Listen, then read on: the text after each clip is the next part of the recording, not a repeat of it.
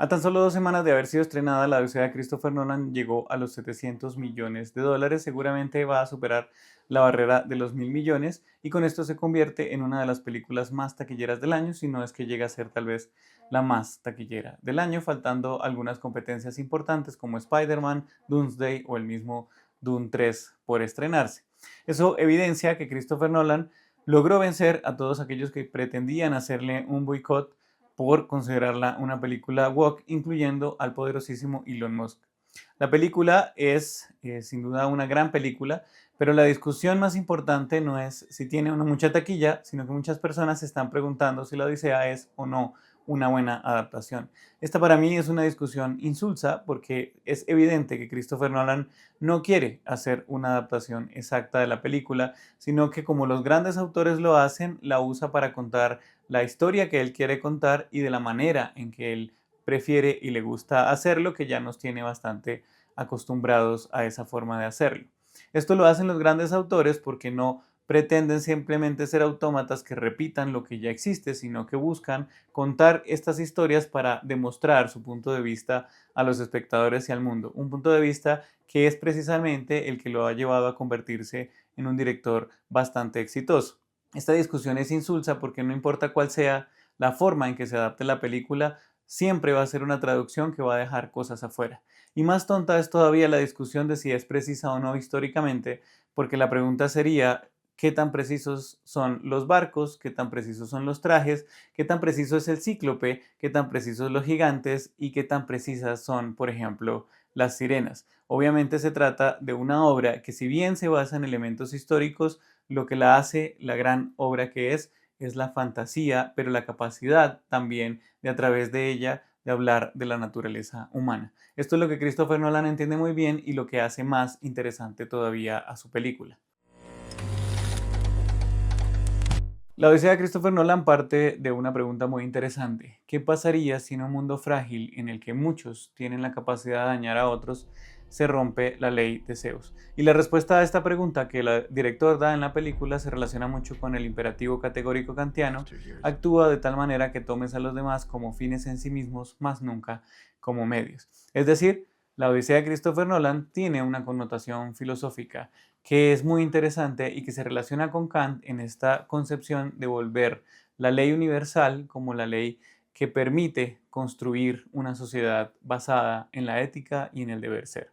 Lo que propone Christopher Nolan no es del todo diferente a esta ley universal kantiana, porque lo que se pregunta a él es cómo funciona el honor dentro de la guerra.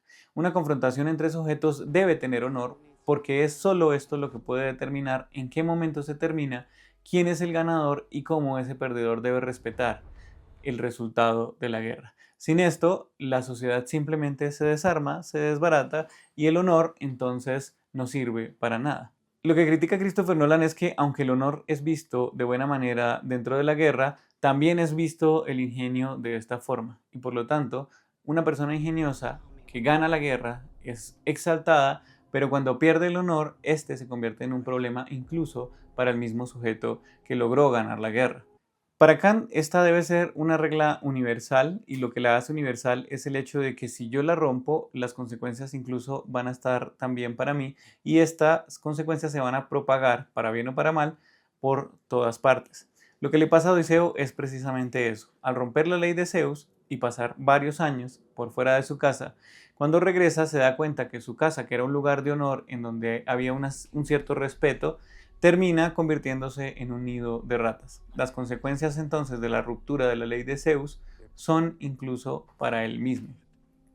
Últimamente las discusiones alrededor de Christopher Nolan también giran mucho de si esta es tal vez su mejor película o no, y eso demuestra que la competencia de Christopher Nolan es el mismo. Estos rankings me parecen interesantes, pero a la vez poco significativos, porque lo que vale la pena en este caso analizar es cómo evoluciona la obra del mismo autor.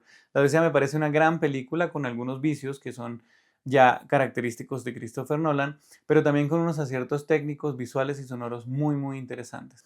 En el apartado técnico vale la pena decir que Christopher Nolan tiene clarísimo lo que hace. No solamente logra imágenes supremamente poderosas, muy bien logradas, muy bien fotografiadas, sino que además son espectaculares y esto ha llevado a que los espectadores queramos volver al cine. Es tal vez hoy Christopher Nolan junto con Denis Villeneuve los encargados de asumir la batuta que en su momento tuvo Francis Ford Coppola, y es de recuperar el cine perdido. Es decir, que las personas entiendan que la experiencia cinematográfica es única y que por lo tanto vale la pena ir al cine. Pero a la vez, en ese ejercicio de recuperar la experiencia cinematográfica, logra recuperar también el impacto social y cultural que las películas producen en los espectadores. Lo interesante de Christopher Nolan es que lo hace a partir de una recuperación de la forma de hacer cine más bien clásica. La Odisea es una película que se siente antigua en muchos momentos. Por ejemplo, cuando el Cíclope está persiguiendo a los soldados, es una película que se siente artesanal, y en esa artesanalidad es en donde encuentra un valor grandísimo que la gente sabe apreciar. En medio de una producción audiovisual que está llena de efectos y que empieza a volverse como una producción en masa, pues este tipo de películas en donde el esfuerzo, la dedicación y el trabajo duro se evidencian, adquieren un valor y un elemento simbólico adicional que hace que las personas quieran ir al cine. En el caso de Christopher Nolan y de su película, pues la grabación de IMAX en 70 milímetros es tal vez un ejercicio técnico, pero también publicitario, que hace que las personas quieran ir a ver la película por la simple idea de la experiencia adicional que implica verla en IMAX, aun cuando solo unas cuantas salas en todo el mundo la pueden proyectar en su versión original. En el ámbito sonoro, la película logra aprovechar muy bien la banda sonora. El uso, obviamente, del IMAX también implica el aprovechamiento de aspectos técnicos del sonido. Y la pregunta aquí sería, ¿qué serían las películas de Christopher Nolan si no hicieran ese uso de los sonidos graves, sobre todo? En algunos casos me da la impresión de que este uso es excesivo, y me pregunto si la imagen sería igual de épica sin el uso de graves, o por el contrario perdería gran parte de esa epicidad. En cuanto al apartado fotográfico, hay un muy buen trabajo de iluminación, de aprovechamiento de la obra mágica, pero sobre todo de ciertos espacios que logran transmitir el mundo de fantasía que quiere el autor, ciertas playas o ciertos lugares que son, por ejemplo, el inframundo, muy interesantes de ver y que ayudan a la espectacularidad de la película. En el caso del montaje, el uso del ritmo dentro de esa edición es bien interesante, sobre todo en la escena del caballo enterrado en la playa, donde los hombres que están allí encerrados esperan que los recojan en medio del hambre, de la suciedad y del mar que empieza a ponerlos en riesgo. Esta forma de narrar de Christopher Nolan realmente produce tensión. Ya lo habíamos visto en películas también como Dunkerque, donde el barco se empieza a inundar y allí esa misma tensión se logra crear bastante bien. En ese caso, ese tipo de tensión y el manejo del ritmo en el montaje hacen que la película se pase muy rápido, que sea muy entretenida y que no se sientan para nada las casi 3 horas que dura la película desarrollar toda la historia. En el caso de las actuaciones, Christopher Nolan siempre logra muy buenos trabajos.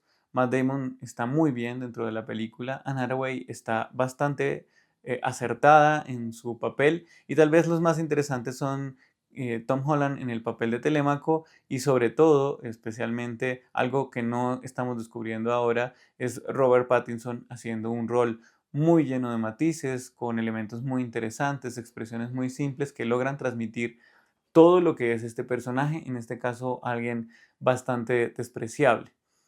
No están tal vez algunas de esas actuaciones tan elevadas como sí se logró en Oppenheimer, pero siguen siendo actuaciones que funcionan muy bien, sobre todo para lo que quiere contar la historia.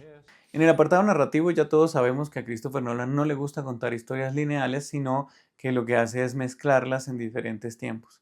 Tal vez su película más interesante en ese sentido es Memento, por el hecho de contarla al revés, y Dunkerque, en donde 3 historias se cuentan en tiempos diferentes y se van uniendo de una manera que desde mi punto de vista es la mejor lograda en la filmografía de Christopher Nolan. En el caso de Oppenheimer, esto me parecía artificial. Sentía que Oppenheimer era una película que perfectamente se pudo haber contado de manera lineal, pero que él, queriendo ser innovador, decide desbaratarla sin que esto le otorgue ningún elemento interesante. Ahora bien, en este caso, el elemento de mezclar los momentos históricos también sirve para que la reflexión de Odiseo sobre lo que pasó sea más potente, más interesante y logre el efecto que efectivamente Christopher Nolan quiere. Aquí no es solamente un capricho, sino que además tiene una connotación narrativa muy interesante que me parece que le funciona bastante bien a la película. Ahora, en el apartado teórico es tal vez en donde está lo más interesante de la Odisea. Leía por ahí reseñas y veía a algunos TikToks hablando acerca de la película y les parecía que Odiseo perdía gran parte de lo que había sido en la obra original, porque era un personaje en esta obra mucho más sarcástico, además muy orgulloso, pretencioso, hasta el punto de que ser así de pretencioso y de orgulloso lo llevó a entrar en conflicto con los dioses por considerarse más que ellos.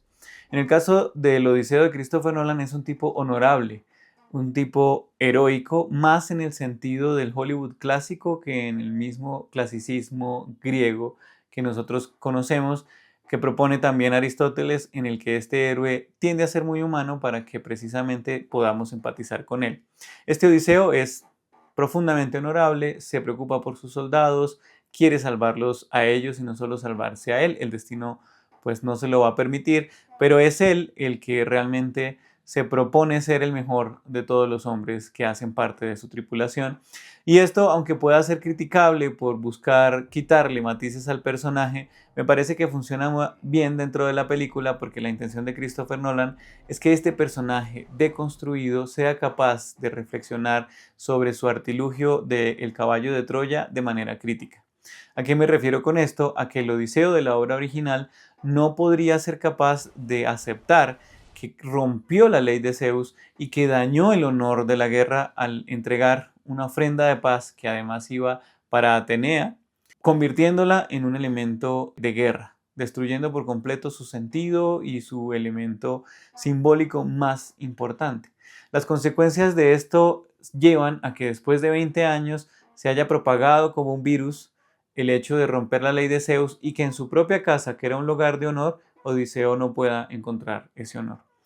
Al final, cuando Odiseo ve lo que hizo con ojos críticos, creo que lo que Christopher Nolan está tratando de decir es que hemos llegado a ese punto en el que la guerra ha dejado de ser una lucha por el honor y se ha convertido en una lucha sin ningún tipo de normas éticas. Y que eso rompe profundamente la sociedad en la que vivimos. El ejemplo de esto que estoy mencionando es que Odiseo, antes de lanzar la flecha, siempre hace sonar su arco porque él considera que debe darle a su rival la oportunidad de luchar en igualdad de condiciones. Algo que siempre había mantenido como ley para sí mismo y que no pudo sostener después de 10 años de guerra en Troya. Es decir, él incluso ha faltado a su propio honor, él ha faltado a su propia palabra, él ha faltado a lo que él es como persona y por lo tanto se da cuenta que esa ruptura deriva en todo lo malo que hay a su alrededor en la actualidad. Odiseo es un héroe crítico en este caso. Y si bien eso puede ser menos interesante en términos de la construcción de un personaje, y tal vez por eso se ha dicho que es un personaje mucho más plano, es interesante en términos de la propuesta teórica que tiene Christopher Nolan. Aquí es donde la Odisea de Christopher Nolan podría relacionarla con la propuesta kantiana de la universalidad de la ética, y es que para Kant, si una ley no es universal, no va a poder garantizar la convivencia sana de los sujetos que viven en cualquier sociedad, porque en últimas la falta de honor hará que éste se replique y que las relaciones humanas sean imposibles. Quien rompa la regla de oro de no hacer lo que no quiere que se le hagan, deberá asumir las consecuencias incluso sobre él mismo. Si yo actúo con violencia frente a los demás, pues los demás podrán ejercer también la violencia contra mí y contra las personas que yo amo, porque no hay ningún tipo de honor que les impida hacer eso. Creer en una cárcel hiperviolenta, por ejemplo, que en condiciones de vida precarias como forma de resocialización implicaría que incluso los políticos corruptos que proponen este tipo de cárcel estarían dispuestos a que esa fuera también su forma de castigo en el caso de ser encontrados culpables, algo que pues simplemente no se va a hacer.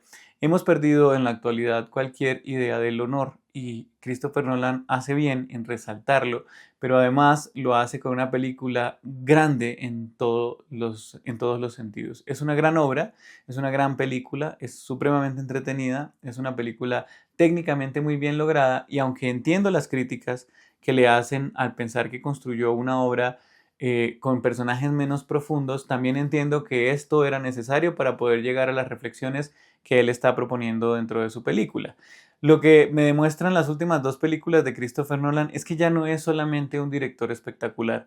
Oppenheimer y también La Odisea van encaminadas en una idea compleja, interesante y además de autor, que es que la humanidad hoy está en un punto crítico que la ha llevado a ser profundamente despreciable, pero que además haya hecho que todo el honor que podría existir en la ciencia o incluso en la misma guerra se pierda. Ahora, Christopher Nolan es evidentemente un director que habla desde el patriotismo, es un director que ya mostró en otras películas que tiene los valores norteamericanos, y pensar que él sea crítico con esos valores norteamericanos cuando son los que construyen la industria sobre la cual él trabaja, pues es un poco ingenuo. Hay obviamente aspectos criticables en ese querer ser del cine norteamericano que termina promoviendo unos determinados valores, pero no deja de ser una gran producción que vale la pena resaltar, pero que además se convierte en un ícono, en un centro que demuestra que la artesanalidad, el trabajo duro, el trabajo sin tantos efectos visuales, sin tanto apoyo de la inteligencia artificial, no es el pasado del cine, sino es el futuro. Es la posibilidad de encontrar en ello un valor tan grande que haga que este tipo de películas muy bien hechas se conviertan en producciones exitosas. Lo vimos en Dunkirk, lo vimos en Oppenheimer y lo vemos ahora. Y es que si bien por un lado se es crítico en cuanto a la época en la que se vive, por otro lado también se dibuja seres humanos con unos valores que son más propios de los dioses, que impulsan la desgracia de Odiseo, que de los humanos, que son capaces de superar las dificultades impuestas por esos mismos dioses. Gracias por escucharnos, por vernos, comenten qué piensan acerca de la Odisea de Christopher Nolan. Hacemos esta reseña un poco después de que ya ha salido la película, porque solo así se puede dar una segunda mirada. Muchas gracias, somos J Cine, me acompaña ahora Abril Velázquez en la edición y grabación de los videos. Chao.